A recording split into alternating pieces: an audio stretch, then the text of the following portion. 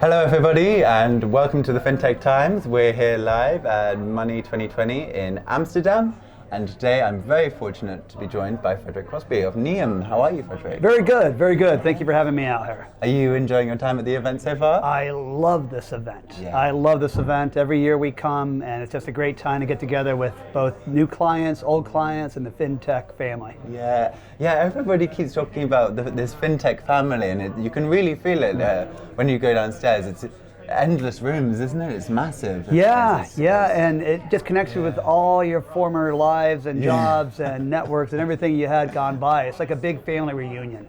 Everyone's here, thank goodness. Well, so NIUM, why don't you tell me a bit more about NIUM, why it exists, what it does? Tell me more. Yeah, absolutely. So NIUM is a global leader as a modern money movement platform. Now what that means is that we're completely regionally spread. We have offices in 17 countries, and we connect the most local payment methods possible so that businesses can help transfer money to each other, whether it's through bank rails, alternative payment methods, crypto, cards. Money is so different today that we have to keep giving the best for people to have. So we work for people like banks, financial institutions, embedded fintech for platforms, a wide variety of people that need to move money around the world. You made a very applicable service, especially in this current fintech climate. I mean, everybody's looking to tap into finance. But you mentioned a few weeks ago about your intention to expand your presence within Europe. Can you just tell us a bit about why you want to do that and what you're hoping to achieve? Yeah, I mean, Europe is such a great, rich area for fintech innovation. Ever since the open banking structure just allowed other people to work with each other in order to provide new services to customers, it's a rich area of innovation. There's a lot of changes that are happening in the world right now here in Europe, and we just want to continue to be a part of that. So we established ourselves here, I think, as early as 2019. And since it's become one of our biggest, if not the biggest region of just a rich number of customers that we have. So what we have planned for the upcoming years is just to continue to provide these new services as they come out. Being a modern money movement leader means that we just can't stand with things like we've had in the past. Being the best in payout through all our local bank connections around the world is and will always be great, but you need to think about what's coming up next. So what we plan to do in Europe is continue to offer more services. We've launched some crypto services in other parts of the world. We'll be thinking about doing that here. We're going to continue to look at other things and features that we could add into our traditional rails of adding more card capabilities, more card use cases, more real-time payments into banks so we can please our European customers. So you mentioned a lot about all of the different services that people are after. Yeah. In terms of paytech and the payments industry specifically, where do you see the biggest room for innovation? You know, what's happened in the last few years is that people have left traditional banks as a means of where they're going to collect money and have started looking for new things, alternative payment methods, wallets, having individual accounts issued by their employer that they could take the money in and use it anywhere else in the world. All this is really creating this new environment of having many different ways that people want to settle in, which is exciting for us because that's what we do. We're innovative in tech and payment tech, and thus we like to offer anyone who's serving global freelancers, global employees, anything out there that people need to receive funds in. We want to provide them with the latest and greatest. Well, absolutely, and especially in the current climate for payments. I mean, your company NIUM works all over the world, and especially, you know, as bad as the pandemic was, it really brought forward a lot of these services. A lot of people that I've spoken to in the past have talked about how it was already there. It wasn't anything that was created by the pandemic, but it was definitely exacerbated by the pandemic. And in a way, the fintech industry is enjoying almost a golden age of real adaptation. But in terms of the other end of the table, where do you see the challenges that the industry must overcome, say, within the next 12 months? So because of this acceleration of remote workforces and being able to outsource from more places and being able to find your talent wherever it's needed, companies are still stuck with the pre-COVID mindset of thinking that they just have to issue paychecks locally or settle in their banks locally. And now things are really starting to face them when they're trying to recognize that the best talent could be in places where they might have just one person in the country, or maybe just a dozen. And if they don't do something quick, they'll lose out on some of that best talent.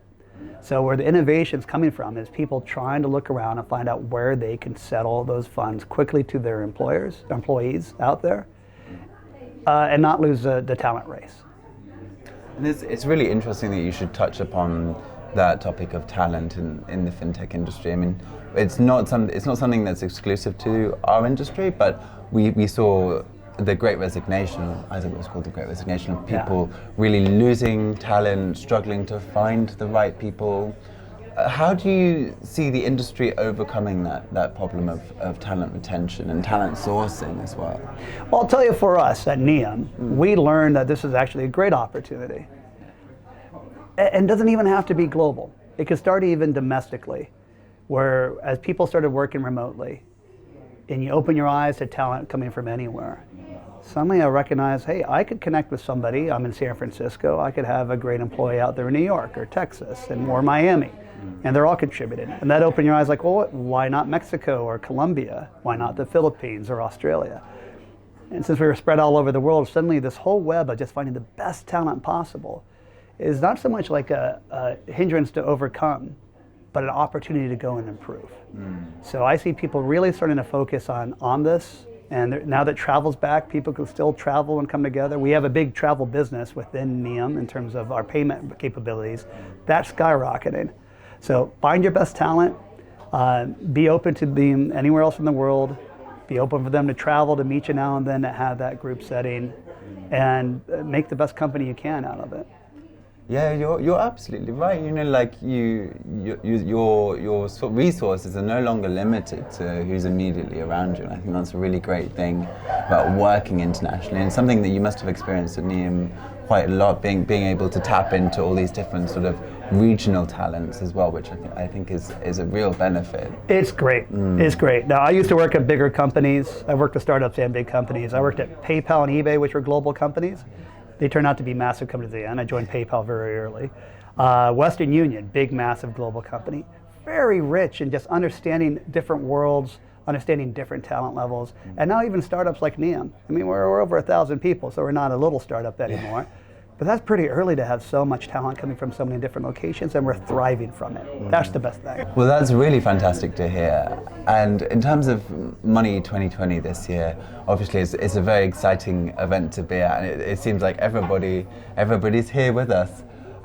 What are you looking to get out of your attendance this week? Threefold. One, we have a lot of great customers in the region. They're coming by the booth. We're kind of meeting that face-to-face connection.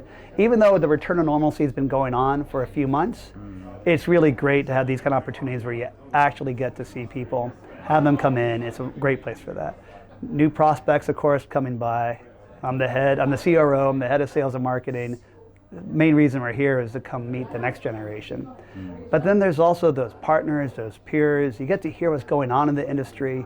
It's this great checkpoint of everyone comparing notes in a constructive way about what do we have to be ready for tomorrow. And it's already been great. So this is, of course, very early days, because we're only at the beginning of day one. Yeah. But is there anything that's surprised you about attending the event this week? You know, one of the best things about coming out to Money 2020 is just seeing the wide range of new businesses that weren't there last year. Yeah. I mean, there's so much innovation happening in this space. It's great to keep up with it. I see people providing new risk tools, new security tools, new capabilities that we could partner with in order to provide new services. It's such a great mission-match world to come out here and just settle in and enjoy. Well, that's fantastic. Thank you so much for joining us here, Frederick, today. You bet. And I hope you enjoy the rest of what Money 2020 has in store for us. Great, thank you very much. Thank you. Glad to be here.